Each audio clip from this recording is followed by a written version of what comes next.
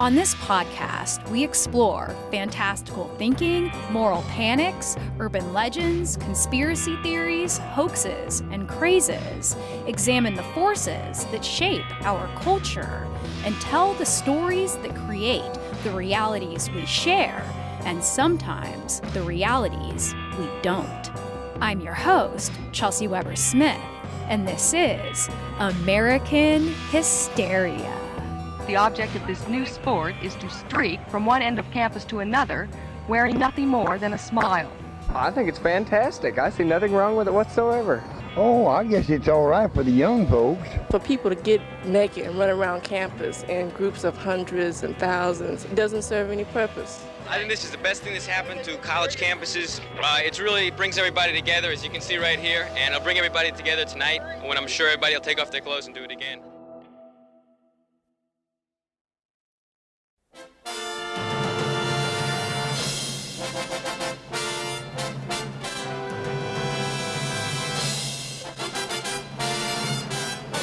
Tonight, live, the 46th Annual Academy Award presentation.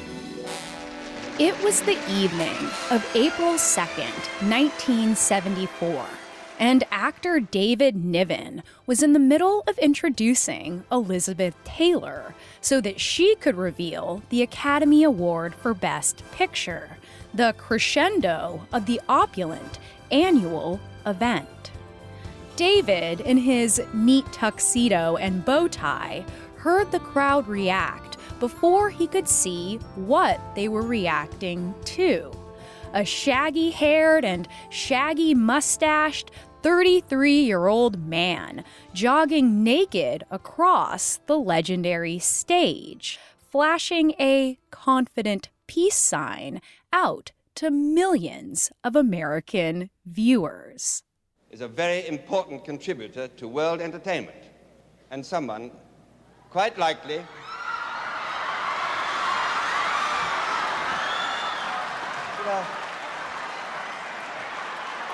The streaker's name was Robert Opel, and he was a man who seemed to have pulled off the impossible, claiming he snuck backstage at the most prestigious awards show in the world while disguised as a press photographer, able to pass through several rounds of some of the toughest security in history.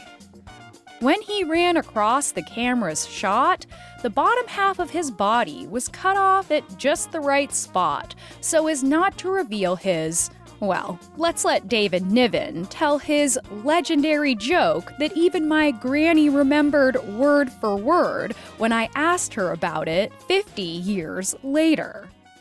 well, ladies and gentlemen, that was almost bound to happen. But isn't it fascinating to think that probably the only laugh that man will ever get in his life is by stripping off and showing his shortcomings. After the streaker had struck and gone, Elizabeth Taylor just could not hold it together. Francis Ford Coppola, producer. I'm nervous. That really upset me. I think I'm jealous. It was a shocking, seemingly unsanctioned interruption, the kind that many of us dream of seeing whenever we watch anything live. And this streak was certainly the most memorable Oscars moment up until the 2022 Oscars slap. Surprisingly, Robert's stunt did not lead to a dramatic tackle and subsequent arrest for attempting to show his naked body to an entire nation. Instead, he was welcomed on to Winners Row, where he was allowed to hold a press conference, posing for photos and answering questions from excited reporters. Robert Metzel, the event's longtime business manager, told the LA Times a couple years later that he believed the whole thing to be staged, and that his wife claimed that David borrowed a pen from her in the lobby so that he could mark down his shortcomings quip before he actually went on stage. But others claimed that the stunt was all Robert, a man already known for other such provocative pranks. But regardless of whether this was truly one of the most impressive tricks ever pulled off on national TV, or a PR hoax meant to draw more young viewers into what then seemed like a pretty boring annual event, Robert Opel became an instant celebrity, appearing on popular talk shows and even becoming, for a hot second, a professional streaker, paid to zip naked through mansion parties of the rich and famous. But this was far more than just one man daring to bear it all for the bit. It was a culmination of a brief but profoundly popular craze that swept across American colleges in the spring of 1974. With reports of streaks through college sports games, college classrooms, across downtowns, large and small, interrupting city council meetings, once even gracing the halls of Wall Street's Chase Manhattan Plaza. During a Beach Boys concert, two naked men ran across the stage, revealing themselves to be Mike Love and Dennis Wilson. Even Snoopy streaked during the craze, appearing as his alter ego, big man on campus, Joe Cool. He tossed off his sunglasses, removed his collar, and went streaking through the fourth panel of the Peanuts comic. Tonight Show host Johnny Carson declared that streaking offered a whole new meaning to the term big man on campus. Walter Cronkite, one of the most famous voices working in the media at that time, called the craze a, quote, grand spring adventure. And as is true with any fad, merchandisers pumped out the kitsch, streak freak buttons, keep on streaking t-shirts and patches, mugs, necklaces, pink underwear printed with the words too shy to streak, and the best one, a novelty wristwatch featuring a streaking Richard Nixon. A novelty country song topped the Billboard Hot 100 chart for 3 weeks straight, selling over 5 million copies, surrounded by dozens of other songs that used the craze as their theme. But then, just as soon as the streak peaked on a national television awards show, after it essentially had gone completely viral, the trend started to dissipate away. Eventually, it would take its place as a run-of-the-mill prank, still performed once in a while at sports games or on prank shows like Jackass, or across college lawns as rites of passage. The same college lawns where naked ghosts of the past once ruled the school, and an America overwhelmed by the modern world welcomed these apparently innocent jests warmly, with open but well-clothed loving arms. Boogie that, boogie that. Boogie that, boogie that. And he ain't wearing no clothes. Oh, yes, they call him the street. Fastest thing on 2 feet. He's just as proud as he can be of his anatomy. He gon' give us a peek. Oh, yes, they call him the street. Likes to turn the other cheek. He's always making the news, wearing just his tennis shoes. Guess you could call him unique. Legend has it that when it comes to the American history of running naked in public for attention, It all began at the most elite academic institution in the nation, where the most brilliant minds of the next generation are molded into the great leaders of the future. In 1785, Charles Adams, the son of the second president of the United States, John Adams, participated with some other 18th century buddies in a drunken streak across Harvard Yard. Though no direct evidence of this exists, local tour guides and history bloggers have long enjoyed relaying this tale as a fun little party fact.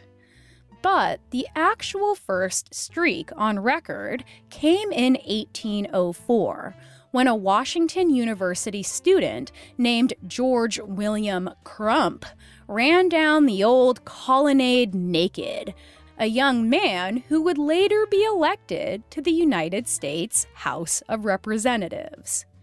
Decades later, streaking became a favorite transgression at Washington U, with then college president and former Confederate General Robert E. Lee calling it a hearty, harmless, and masculine prank, blessing the practice as a spring rite of passage.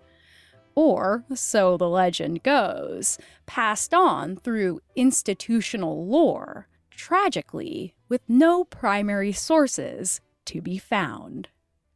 Over the next century, there were only a handful of recorded naked runs, and it wasn't until 1972 that guys at the University of Notre Dame introduced America to the term streaking. They announced a formal Streakers Olympics, which included a marathon made up of mostly young men that made the national news. When other colleges heard about this epic prank, it slowly grew in popularity, and by 1973, the Times was calling streaking a, quote, growing Los Angeles fad. But shit really popped off in January of 1974 when thousands of students from Florida State University, followed by the University of Washington, the University of Maryland, and the University of Texas, got in on the unprecedented unclothed action. And by the early part of May, streaking had made headlines across most, if not all, major newspapers and TV news networks. And then hordes of streakers were seen at colleges like Harvard, Columbia, the University of Missouri, Barnard College, Virginia Polytech, and Virginia State University. At the University of Missouri, 1,500 students watched 15 streakers sprint to a lone trumpeter playing the school's fight song. Students from the University of Tennessee streaked down Cumberland Avenue, somehow getting onto a roof and then on top of a billboard, while still others climbed on top of a statue of a bull to ride naked, rodeo style. At the University of Georgia, 15,000 Athenians lined the route down Sanford Avenue with chairs and coolers of beer, waiting to catch a glimpse of hundreds of these naked students. Even streaking cadets at West Point were reportedly chased around by their fully uniformed superiors. Back at Harvard, students donned surgical masks and streaked through an anatomy exam. The University of South Carolina threw an entire naked carnival, complete with sideshows like a naked Tarzan flexing for the spectators. At both the University of Georgia and Illinois, a handful of students actually skydived naked and then floated down to campus on parachutes with one of these parachuters, as the press called them, landing in an actual cesspool, which is really funny.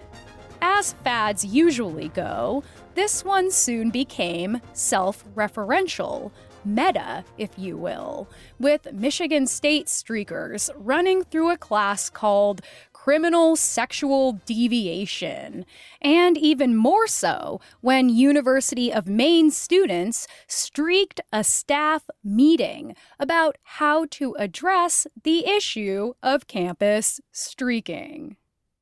As the craze was beginning to show itself, the media was perplexed at how exactly to respond.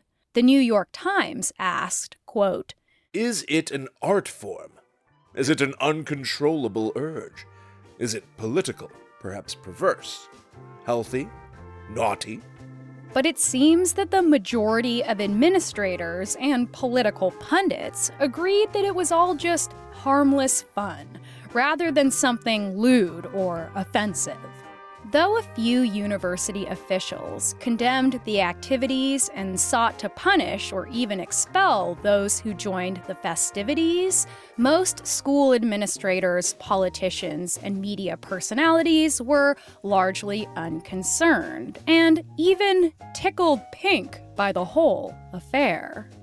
The official statement out of Northwestern University was, quote, "We'd like to leave it alone. After all, it's springtime."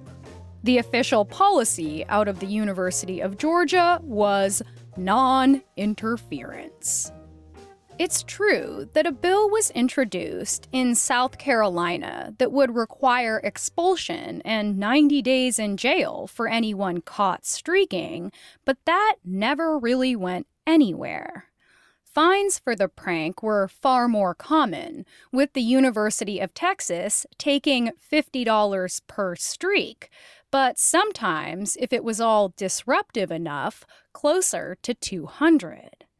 At one school, the Association for Student Streakers, or ASS, began collecting donations to pay the fines of their cohorts.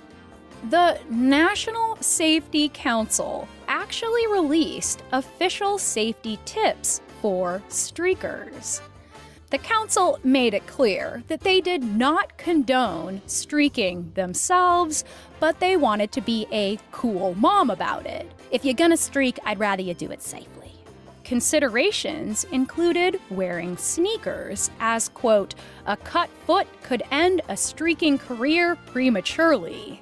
Participants must also opt to wear reflector tape stuck to both their front and back to create what the council called headlights and taillights, and to watch out for hazards like open manholes and barbed wire fences.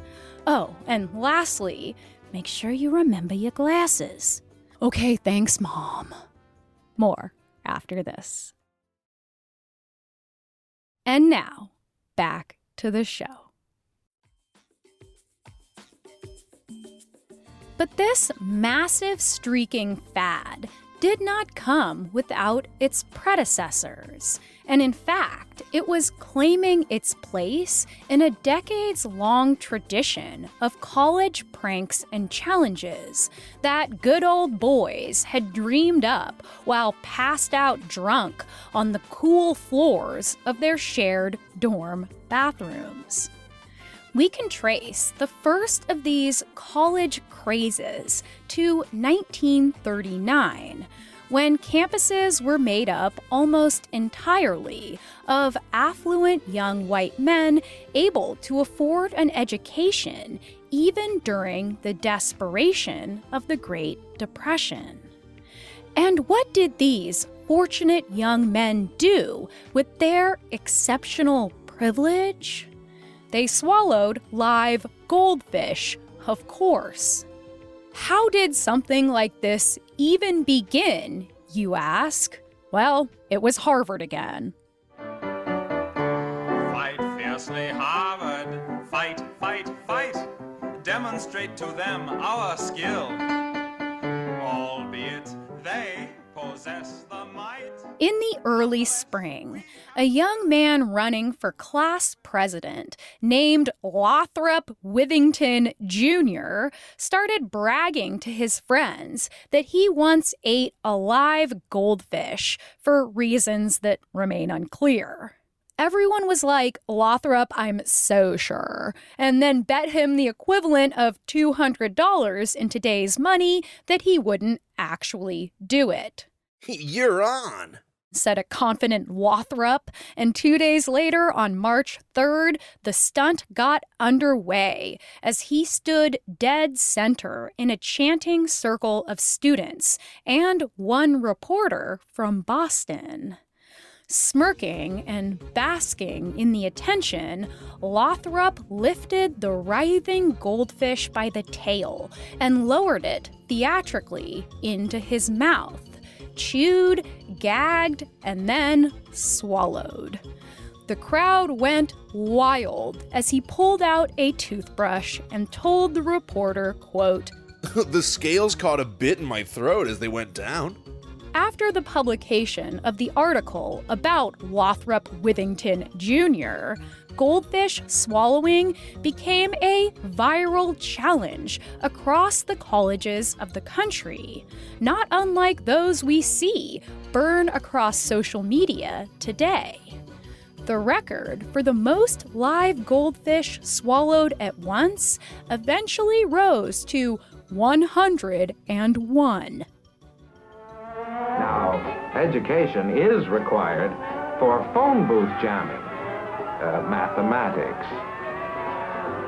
And then in the late 1950s, there was phone booth stuffing, or phone booth jamming, in which as many students as possible jam themselves into phone booths. We're talking like 25 young adult bodies in one 3-foot by 3-foot by 7-foot rectangular prism. As the competition spread across the country, class absences rose as students obsessed over how to fit more and more inside, using geometry and calculus, even starving themselves to create more space. Notes from a speech to the American Society of Social Scientists covering the phenomenon gave the details. Quote, "This spring, Cambridge University students announced that 15 of their number had squeezed into one phone booth. Students in South Africa then pushed the number up to 25. Not to be outdone by foreigners, 32 students at Modesto Junior College, California, claimed to have crammed themselves into one booth. And the following week, the Oklahoma City University chapter of Lambda Chi Alpha managed to jam 33 of its fraternity brothers into one booth before 1,500 cheering witnesses." But compared to these relatively innocent jests, brutal goldfish mutilations aside, of course, the favorite college prank of the early 1950s was different, really different, and included far more profound property damage and likely some psychological damage as well. The absolute pandemonium of the post-war panty raid craze began in February of 1949 at Illinois' Augustana College, when 125 young men snuck into the Forbidden Women's Building through the heating tunnels under the campus. As soon as they breached the perimeter of the space, they were met with a bewildered and furious house mother, whom they promptly pushed into a room, closing the door and locking her inside. And then, almost 25 years before college slasher horror movies made it a cliché, the men actually cut both the phone lines and the power, leaving the building pitch black and the women unable to call for help. Though the students' original intention had been simply to drunkenly conquer the only building they weren't allowed to access due to a policy against gender mixing, a couple of the men stole pairs of the women's underwear, which became the symbolic trophies of every successful raid to come.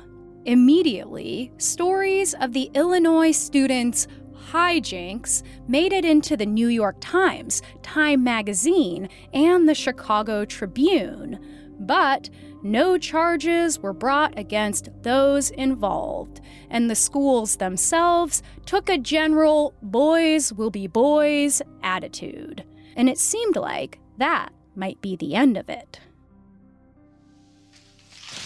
Ready, Raid! Hey! What are you doing?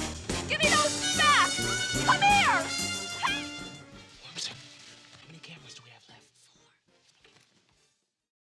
But then, 3 years later, on March 21st, 1952, the first day of spring arrived, along with that alleged madness it brings.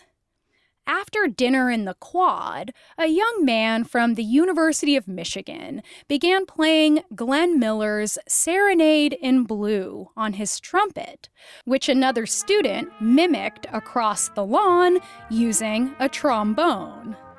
Then someone blasted Slaughter on 10th Avenue on their phonograph and held it to his dorm window. Then 2 tuba players popped out of nowhere and started playing along. Annoyed, other students started yelling at them to shut up! But did they heed these words? Hell no. Instead, in came a guy who somehow had a portable foghorn. With that, everyone just went fucking crazy, with around 600 people pouring out of the dorms and dining halls and on to the lawn. As the scene got more and more chaotic and spilled out onto public streets, a pair of local cops showed up to address the heart of the mess. When the mass of students saw the police cruiser roll up to the lawn where this bizarre musical battle was still taking place, an immediate, wordless truce was reached between all of the students. And then 600 pairs of eyes snapped towards the cops, and a large group began to charge, forcing the officers to retreat back into their car. Once locked inside, they were swarmed by the crowd who rocked the car back and forth until the police were finally able to push the cruiser through the thick sea of bodies. Emboldened by this victory and ready to take it all to the next level, someone yelled with all their drunken might, "To the women's dorms!" And hundreds of young men crossed the lawn to descend upon the building. They started by breaking in the side windows, by cutting through screens and kicking down doors as the young women inside poured buckets of water on their heads from the windows above. Nonetheless, the men pushed through the halls and into their rooms, grabbing as many of their intimate articles as they could find. The raid made national headlines and sparked a string of copycat events, especially after the lax attitude of the university dean of students, who announced that there would be no disciplinary action against the offenders. And just like streaking, 2 decades later, he would laugh off the tomfoolery as, quote, a form of spring madness. And let himself off the hook by claiming that, quote, no human being has ever attempted to shift the vernal equinox. As this viral prank spread, panty raiders began covering their faces with bandanas or putting underwear on their heads to hide their identities. At the University of Oklahoma, a raid dubbed Lust for Lace ended up in a pretty violent egg fight. At the University of Tennessee, students started shooting out streetlights to better move in stealth. UT Arlington students hoisted pairs of underwear as a replacement for the American flag and then greased the pole. The panty raiders were conquering the campuses. That quarter, more than 52 colleges experienced riotous panty raids in what was referred to by newspapers as an epidemic. In late May, at the University of Missouri, 2,000 guys busted into the women's dorm building with the same frightening tactics. This time, however, the women were there waiting for them, ready for an all-out fucking brawl. They blasted them with water, hit them with brooms and the back ends of mops, threw glass Coke bottles and whatever they could find. But the enormous crowd of men overtook them, breaking into their bedrooms and stealing not only their underwear, but also their most valuable items, jewelry, cash, and even furniture. The next day, the authorities estimated that the total destruction would cost the school thousands of dollars, likely tens of thousands of dollars today. But these boys will be boys got away with a lot more than that. When a rare University of Kentucky student was handcuffed, panty raiders still in the building threw lit cigarettes and beer cans at the cop car below, while those on the ground rocked the cruiser back and forth trying to flip it over. They managed to threaten the cops to the degree that, in order to quell the chaos, they agreed to release the arrested man on bond and lessen the burglary charges to disturbing the peace right then and there. But that's not all. At the University of Miami, they started letting the air out of cops' tires before the raids began. Columbia students shot fireworks and used actual dynamite blasting caps to scare police. At numerous raids, the cops used tear gas, and at the University of Missouri, the governor actually called the National Guard. More after this. And now, back to the show. So now, let's take a look at one of the most explosive moments in the Streaking Craze of 1974, when the battle for the Naked Run record got way out of control. On March 6th, the University of Georgia broke the standing record with a group of 1,500 streakers all taking to the street at the same time. Well, let me tell you, that put a bee in the bonnet, likely the only clothing they would later be wearing, of the University of Delaware population. The very next day, on the warm weeknight of March 7th, there was a palpable, primal electricity in the Newark air as a plan was forming through a network of whispers and triple dog dares, with seasoned streakers calling out all the chickens who were still refusing to join their university's naked war effort to secure the national record.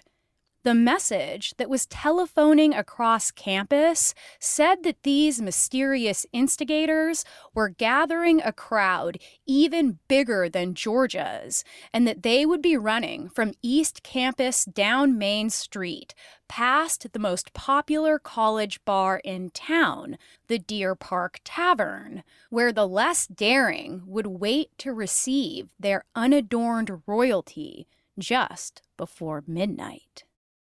Because it was one of those charged evenings where everyone knew something unusually epic was coming, the students at the tavern started drinking earlier than usual and also more than usual.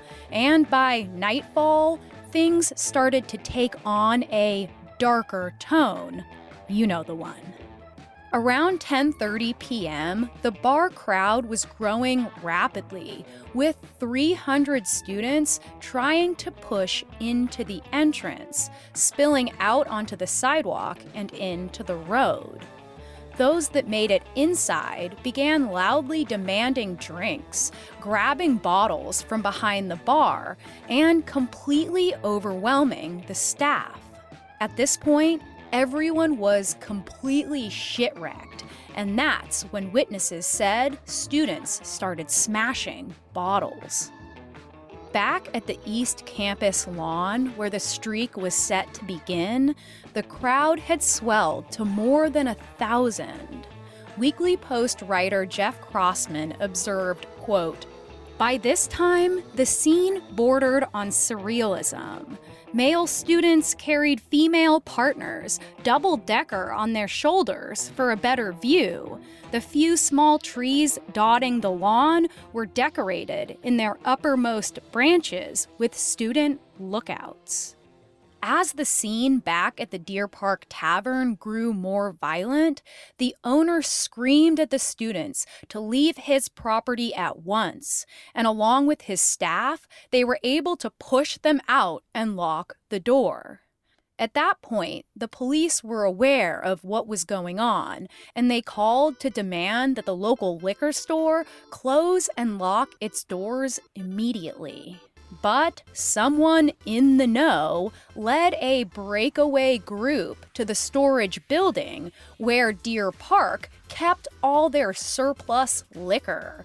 They smashed in the door and arrived back at the crowd, carrying this dangerous bounty in their arms like privileged, pillaging pirates. It was about the same time that 1,500 streakers jogged past the Deer Park Tavern, received with hundreds of slurred screams and stumbled exultations. As the two groups merged and formed one huge and feral crowd, students skipped and chanted up Main Street in an unsanctioned parade street party, possessed by the timeless spirit of Dionysian transgression, with naked men and women dancing on the rooftops of restaurants, dangling from street lamps, and roaring with reckless abandon. A large group of students had stuck around the East Campus lawn where the record-breaking streak began, but when they got word of the crazy shit that was going down on Main Street, they too headed down to meet them, growing the mob to 4,000 people, many of whom were still totally naked except for their running shoes. It wasn't until this point in the night that two measly cop cars rolled up the street toward the chaos, and that's when a hush came over the thousands of rowdy students. From somewhere in the crowd, a single beer bottle sailed above them and then shattered on the window of a police cruiser. And then the darkly drunk crowd descended upon them, smashing the patrol car windshield with rocks and throwing handfuls of gravel at the faces of the cops. After they called for backup, the students were met with 150 county and state police, with the chief yelling into the PA that everyone better disperse. Those that didn't disperse responded with even more bottles and then bricks, and the authorities answered back with 30 canisters of tear gas. even more police had to be bussed in from other local departments, and finally, 230 of them were able to quell the riot, sending the students back to their dorms to sleep it off. In the end, 10 police officers would be hospitalized and 4 police cars damaged, including one where the roof was smashed in. One eyewitness said that as he looked out over downtown the next morning, it, quote, looked like a war zone. Another witness recalled that what would come to be known as the Deer Park riot was a traumatic event for Newark. Around the same time as the Deer Park riot in Delaware, a University of Georgia school official told the Atlantic Constitution, quote, "Streaking has definitely arrived at the country's oldest chartered state university, and we basically think it's good-natured college fun, sort of a modern version of the old panty raids." This longing for good-natured college fun came at a politically chaotic time, just a year before the end of the Vietnam War, just months before Richard Nixon's resignation due to the Watergate scandal, and at the same time that a massive recession was hitting a previously thriving economy. Many older proponents of streaking felt that this goofy viral sensation was an antidote to a national feeling of fear, something unthreatening that reminded them of the good old days. Newsweek magazine wrote at the time, quote, "All seemed to agree that streaking was the sort of totally absurd phenomenon the nation needed after a winter of lousy news." You know, with all those bad things going on, Vietnam and racial things, and this was our break. People just needed something to help them lighten up, and that was streaking. In addition, for the last decade, the nation had been experiencing massive uprisings against the Vietnam War and its draft, and in favor of Black civil rights, gay civil rights, and women's rights, all led for the first time by a massive youth movement that was willing to fight back against the establishment, literally. Leftist college groups and their protest tactics frightened and angered the 1950s panty raid generation who came before, for whom the campus was a place they ruled unopposed. Time magazine wrote that, quote, "Folks are simply grateful that students are no longer rioting or building bombs," with the New York Times sharing the same sentiment, saying the practice had produced, quote, "generally favorable comparisons with some more violent campus demonstrations of the 1960s.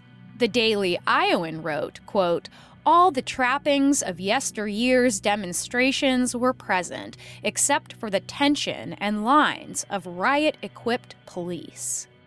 The right-wing publication, the National Review, wrote it plainly, quote, "The spirit of the thing is entirely different from the defiant nudity and even public sexual intercourse seen in places like Berkeley during the later 1960s. The streaker, in contrast, is a humorist, a reliever of tensions." Week after our big event on Thursday night, we picked up 2 men from off campus who were in the streaking attire. They were completely nude, trying to break into a women's dormitory. Well, the students who were saying this was fun and game, I feel quite sure would take a different point of view of it if they had a sister or a daughter living in the dormitory and had men that they did not know who were trying to get in. You don't know what's going to happen. To the University of Texas at Arlington to hear nearly 30 panelists talk about women, chiefly about opportunities for women and their changing image in the modern world. And in the modern world, perhaps it's not strange that some uninvited UTA students chose the occasion to express themselves by streaking, in at least 2 cases through the meeting itself. Though there were definitely women streaking across campus too, the vast majority of these naked runners were white men who experienced dramatically different college demographics than those who took part in the panty raids of the 1950s.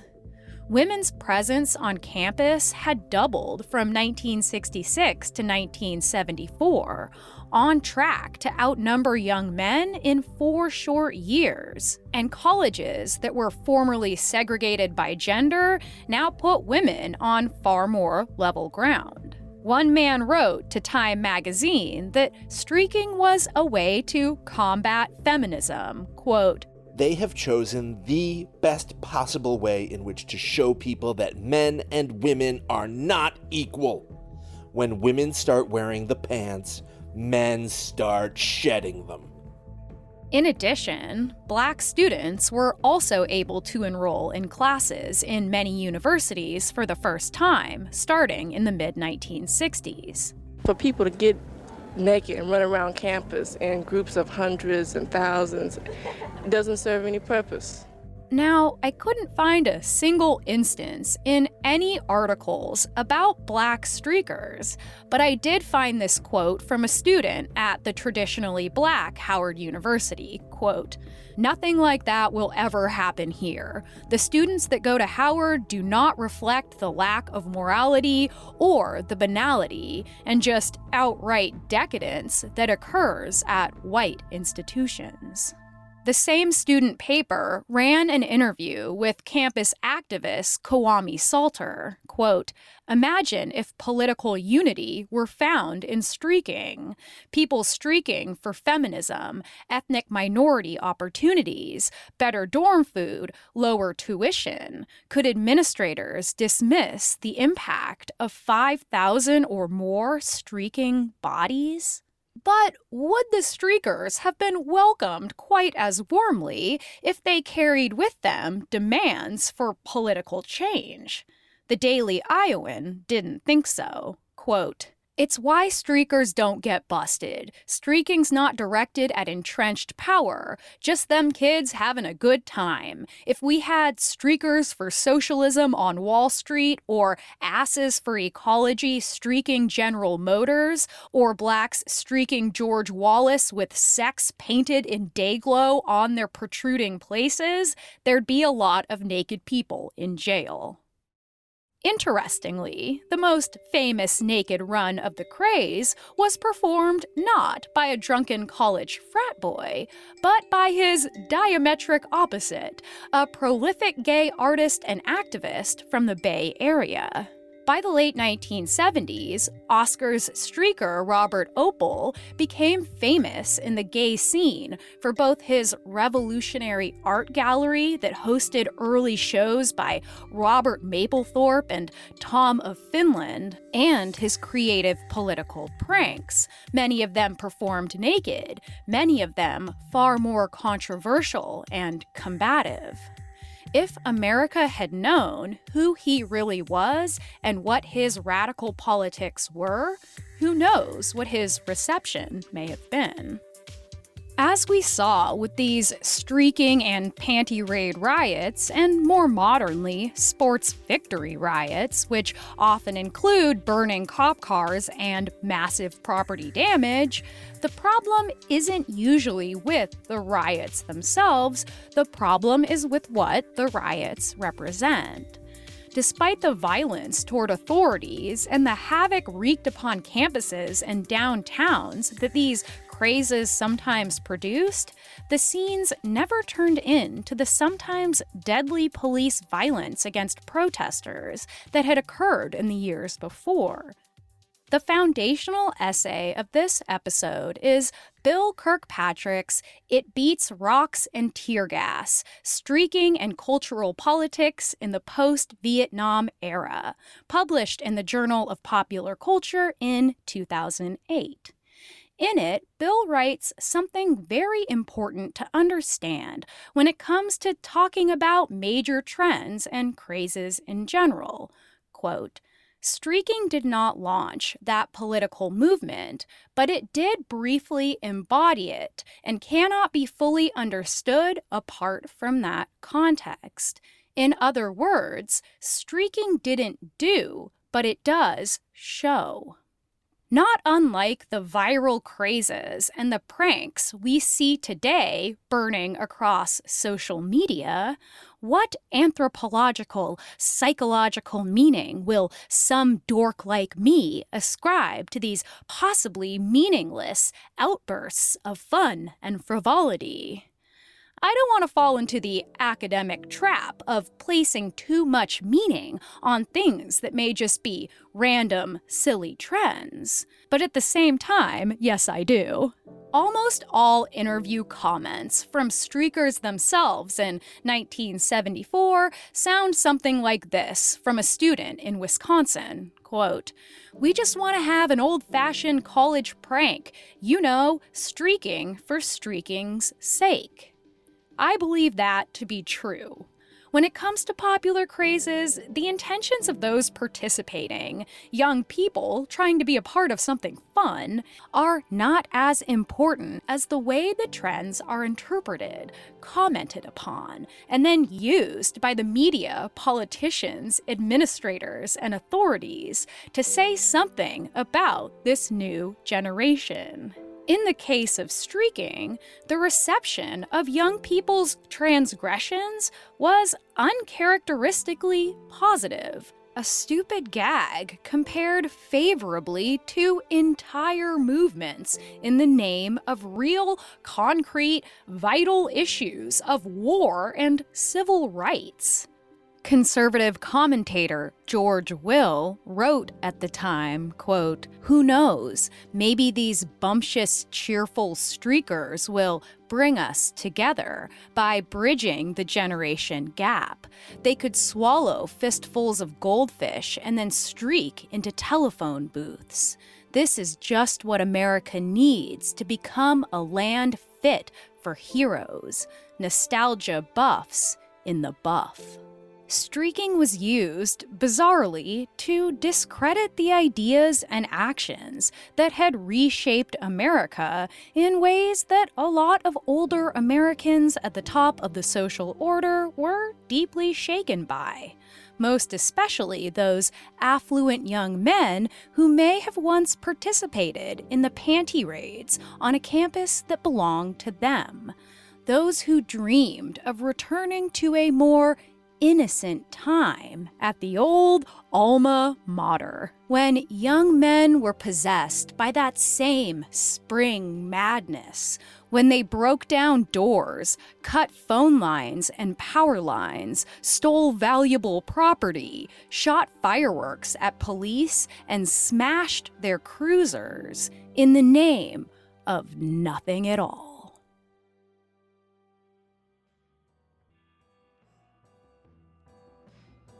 This was American Hysteria. If you want ad-free early episodes and bonus content like our show Hysteria Home Companion, where producer Miranda and I share stories left out of the episode, head to patreon.com/American Hysteria and become a patron to support our show. And now, patrons can also become a close friend on Instagram to get daily secret weird updates and sneak peeks as the new episodes come together, some truly exclusive access to the absurdity behind creating this show. This episode has sound design by Clear Commo Studios, co-researched and edited by Riley Swedelius-Smith, voice acting by Will Rogers, co-produced and edited by Miranda Zickler, and produced and hosted by me, Chelsey Weber-Smith.